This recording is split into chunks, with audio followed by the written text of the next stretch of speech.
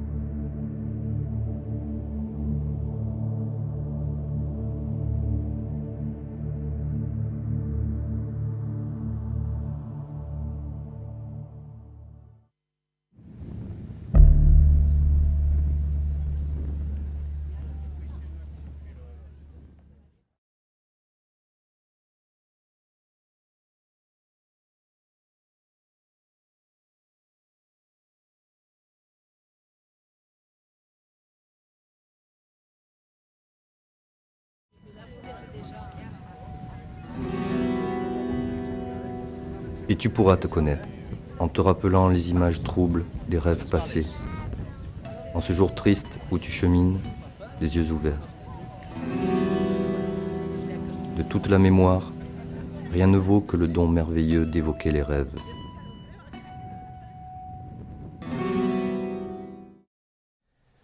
¿Cuántos años tiene usted? He cumplido los 89 la semana pasada. El día 5 de noviembre nací. Oh, ya me mezclo ya. 5 de noviembre de 1919. Yo era barbero. Y mi padre, cuando yo ya podía, era oficial que podía trabajar, pues no encontraba trabajo de una forma. Y solamente encontraba trabajo para los sábados y domingos para ir a ayudar a los salones que pedían. Y un día había un viejo ya que era barbero y que cerró su salón y tenía 2 sillones y todo eso. Y mi padre dice, escucha, ¿no te verías capaz de abrir el salón? Y digo, sí, y así fue. Apenas los 14 años y yo pues salí, bueno, pues tenía yo un salón de un cuarto, pero tenía mucha clientela porque está al lado mismo del mercado nuevo de Terrassa. Y otro amigo, un compañero también, sus padres también, tenía otro salón del otro lado y un día me dijo, oye, y dice, si nos pusiéramos juntos a trabajar. Digo, escucha, no me parece mal, digo, pero ¿quién cierra? ¿Quién es el que cierra el salón? Dice, yo, porque el tuyo está mejor bien plazado. Y así nos pusimos a trabajar los dos juntos. Cuando estalló la guerra tenía 16 años. Y yo los cumplo pues al final del año. Y pues hasta el final del año no tuvo los 17. Cuando estalló el movimiento estábamos unidos, en fin, los dos trabajábamos. Había una corriente de la CNT española, no sé si usted ha oído hablar, de aspiración, diríamos, de aspiración anarquista por las libertades y todo lo que hace referencia a esto. Y había este sentimiento. Mis padres pertenecían mi padre pertenecía a la CNT. Vuela un presentimiento de heridas sobre todos. Llega una tempestad atronadora de ceños como yugos peligrosos. Se aproximan miradas catastróficas, pies desbocados, manos encrespadas, hachas amanecidas goteando relente. Había un ambiente revolucionario en el conjunto, porque los trabajadores estaban muy aburridos y la CNT pues era un elemento de confianza, un sindicato. Y pues mi compañero se fue inmediatamente, porque era una cuestión, cuando atacaron los fascistas, que a la República pues iban a imponer el fascismo. Bueno, fue un puñado de jóvenes y más jóvenes que se fueron a luchar contra él, y él se marchó. Y yo me quedé en el salón y pasó un cierto tiempo y hicieron una colectividad de barberos también. Y al hacer la colectividad de barberos a mí me dejaron libre, porque el salón se lo cogía la colectividad. Y así fue de que en febrero del 37 yo me fui al frente, porque no podía soportar, no porque yo las armas, pero no podía soportar que había tantos compañeros que luchaban contra esto, contra el fascismo, y yo pues estuve allí. Y allí empiezo a hacer la guerra. Hoy he estado en varios frentes. En un sitio que se llamaba Los Montes de Vaca, el primer sitio, el nombre que me recuerdo, porque allí estuve unos cuantos tiempos, porque no había un ataque permanente, y pues para guardar las líneas. Y luego ya no recuerdo los sitios que estuve. Yo cuando me alisté para marchar al frente, ya sabía de que uno de dos o me salía del paso o me mataban, pero ya estaba decidido a todo. Aceptaba la responsabilidad de que me matasen, porque cuando se va a luchar así con las armas puede llegar fácilmente. No me llegó nunca. Casi todos éramos de la CNT. Los comunistas no podían vernos, en fin. Un día en el frente nos envían a hacer un ataque. Sí, pero esta vez habrá la aviación y habrá la artillería. En definitiva, el día llegó y ni artillería ni nadie. Y luego pues nos revoltamos, que no quisimos hacer el ataque que se nos mandaba hacer. Y allí nos cogieron y nos pusieron en prisión. Pues si mis padres venían a verme, y un día me dicen que, puesto que no tienes los 12 años, podemos reclamar, porque la mayoría es de 18. Y mis padres me reclamaron y salí.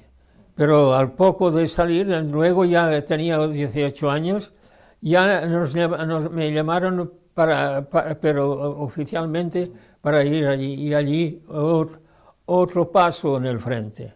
Y allí fue lo más terrible, porque te mandaban a los sitios más peligrosos. Y la muerte pues la he visto bien de cerca.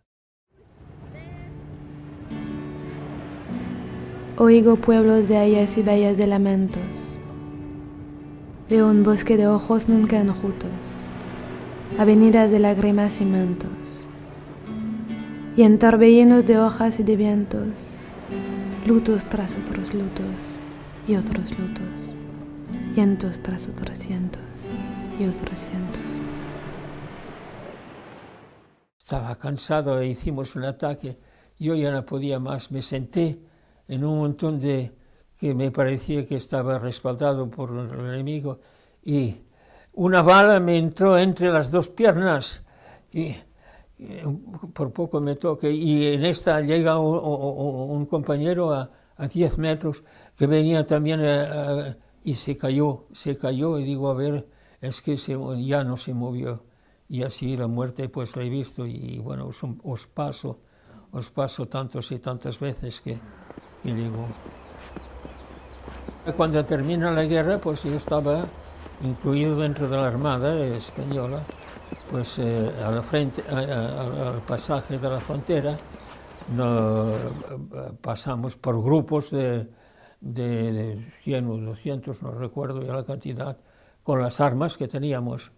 Y a medida que entrábamos, los gendarmes, había un puñado de gendarmes, nos cogían las armas y nos hacían poner de un sitio, de un lado y de un lado. Y así fue como yo entré en Francia. Y bueno, y allí estuvimos 3 días en un campo donde pasturaba las vacas el día, y con la nieve, porque era el mes de febrero. Y allí, al cabo de 3 días, entre los unos y los otros, nos recogíamos para pasar la noche con una manta. Cada uno teníamos en general una manta, y hasta que nos llevaron en un sitio que ahora no recuerdo el nombre, y nos pusieron dentro de las cavas, donde como no había los caballos, ponieron paja por el suelo, y allá estuvimos, no sé, una semana o 2, hasta que de allá nos pusieron directamente luego en el campo de concentración de Vernet de Aragé. Y allí habían barracas, pero que estaban en ruinas, porque eran barracas que las hicieron cuando hicieron los prisioneros la última guerra. Pero estábamos rodeados de alambradas, no sé, no nos podíamos escapar, Y se creó una actividad entre nosotros. Y yo, por ejemplo, que me gustaba dibujar, pues hice algunos dibujos y los expuse entre nosotros allí, así se pasó hasta que nos llevaron a otro campo de concentración en Saint-Fons. Un jour tu la verras, dit l'espérance, si tu sais espérer. Et la désespérance, elle n'est rien que ta souffrance. Et le cœur bat. La terre n'a pas tout emporté. Allí estuve mejor porque como que era barbero, pues todos los amigos de la barraca en que vivíamos me pedían a ver si les podía cortar el pelo. Yo sí, y digo, ¿pero qué? Dice, bueno, te vamos a dar una ración suplementaria. Pero como la ración suplementaria yo me la partía con mi hermano, pues no era una ración, era media ración. Porque estábamos detrás de las alambradas. Si alguien lanzaba un paquete de cigarrillos o alguna cosa, pero no de importancia. En todo caso, las cosas de importancia yo las ignoro, porque no había muchas, Y hacía tanto frío que cuando el sol empezaba a fundir el hielo que estaba arriba del todo, se caía abajo y se quedaba frío como con una vela haces caer unas gotas de cera, se quedaba frío así, hacía un frío enorme. Y entré a trabajar a la enfermería. Bueno, pues allí hice este dibujo, porque por las mañanas sí teníamos trabajo, porque había mucho sarna, muchos de los habitantes de nosotros, ansierna en las piernas, en las manos y todo eso. Y bueno, todo esto daba trabajo. Y yo por las mañanas estaba ocupado con eso. Y por las tardes ya tenía más libre. Decía él que era francés, yo no vi nunca sus papeles. Pero hablaba muy mal el español, Y digo, mira, si quieres, no sé cómo fue que hice un dibujo de no sé qué, y si quieres te dibujo. Dice, sí, pues mira, y por las tardes, y no pude terminarlo porque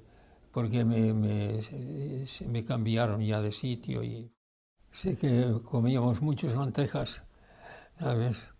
Con un caso, pues daban vueltas y ¡op! Y ahí va.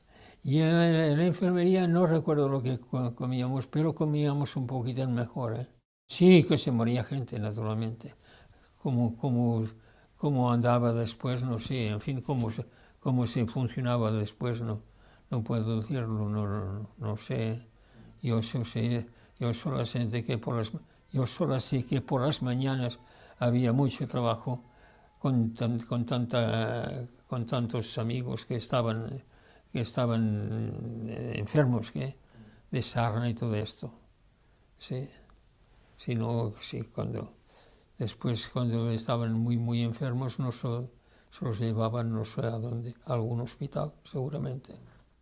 Me quiero despedir de tanta pena, cultivar los barbechos del olvido y si no hacerme polvo, hacerme arena, de mi cuerpo y su estruendo, de mis ojos al fin desentendido, cesteando, olvidando, sonriendo, lejos del sentimiento y del sentido.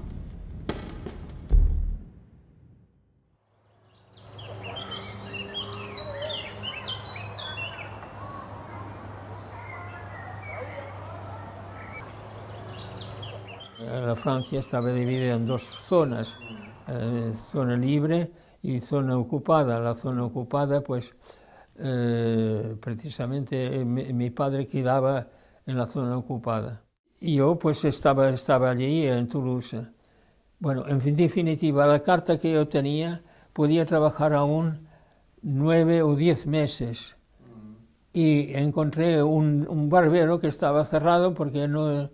Y me cogieron a mí y pude trabajar durante el tiempo que tenía la autorización de la carta, pude trabajar de barbero en este sitio, que la abrí yo, este sitio pues estaba cerrado. Y luego me encontré pues de que no tenía carta ya. A medida que ibas a renovar los papeles, te cogían y te metían de nuevo en el campo de concentración. Yo como que vi estos compañeros que estuvieron de nuevo cogidos y puestos al campo, digo a mí, yo no voy al campo, sea como sea.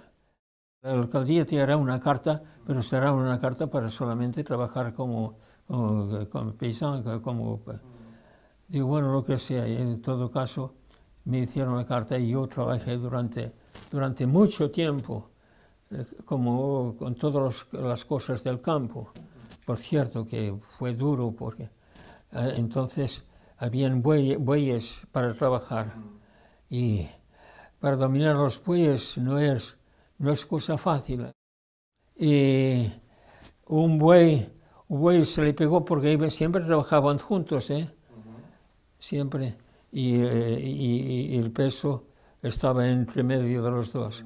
Pues hubo uno que se movió y las cadenas se pusieron, pues estuve yo cansado de poner todo esto a su sitio y poder trabajar de nuevo a hacer las zanjas así.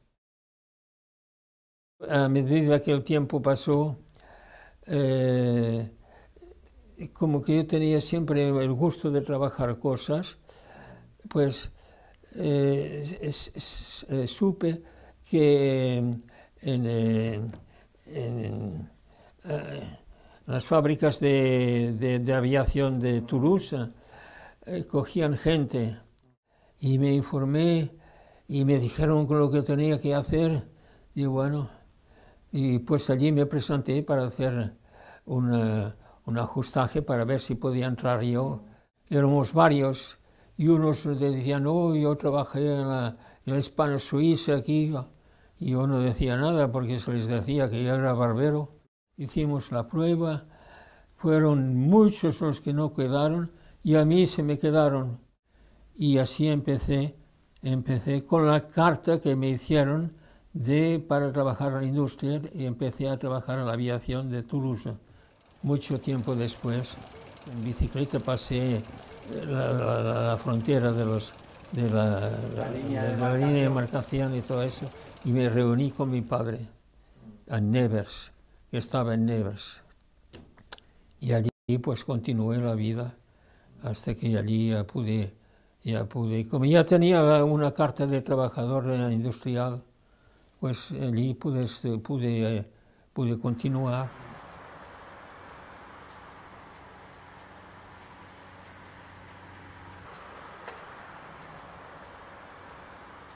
pensábamos que, puesto que Franco era un fascista, pues que se iba a terminar, y cuando se organizaron las democracias alrededor, que las democracias le dirían, bueno, a Leop, al contrario, lo apoyaron. Así es de que nosotros continuamos la vida aquí, porque en Francia, porque en España no era cuestión de ir, porque Franco asesinó pero un puñado de personas que pertenecían, pues, que no pertenecían a su sitio. Ah, sí, mi hijo nació en Francia, sí. Sí, me ha preguntado cosas, sí. Sí, está al corriente de todo, Está al corriente de todo, sí. Habla el español, el catalán, el inglés y todo. Él es ingeniero. Él, de todas formas, fue francés, fue español hasta la edad de 20 o 22 años. En principio, como somos catalanes, hablamos casi siempre en catalán. Con mi mujer, mi suegra, que la teníamos aquí también, y mi hijo. Entonces vivíamos todos juntos aquí.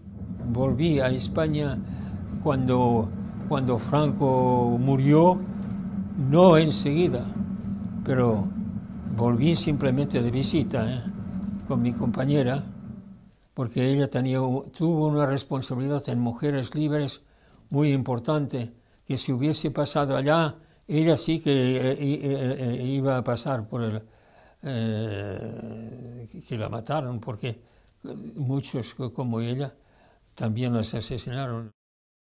Yo estaba situado aquí, mi hijo ya tenía no sé cuántos años, así es de que mi vida era aquí, ya no podía yo cambiar así, así es de que yo me adapté completamente a la vida francesa, la emoción, naturalmente, era emotivo. Naturalmente, cuando pude abrazar a mi hermana y amigos que vinieron a verme. Y estuve 3 o 4 años yendo con mi compañera, con mi mujer. Pues fuimos en el verano a dar una vuelta allá. Nunca los 8 días o 10 que estábamos allá, no pude visitar nada porque tenía que recibía de los amigos. Y así regresaba a España y regresaba en Francia. Mi vida estaba aquí. Le psaume véritable, voix délicate, revient aujourd'hui au cœur, et aux lèvres la parole brisée et tremblante. Les vieux océans dorment, leurs écumes sonores sont éteintes sur la plage stérile. Un nuage sinistre porte au loin l'orage. La paix revient au ciel. La brise tutélaire répand des senteurs à nouveau sur les champs. Et voici qu'apparaît dans la solitude bénie ton ombre. Es un detalle que no recuerdo. Hemos pasado tantas cosas que...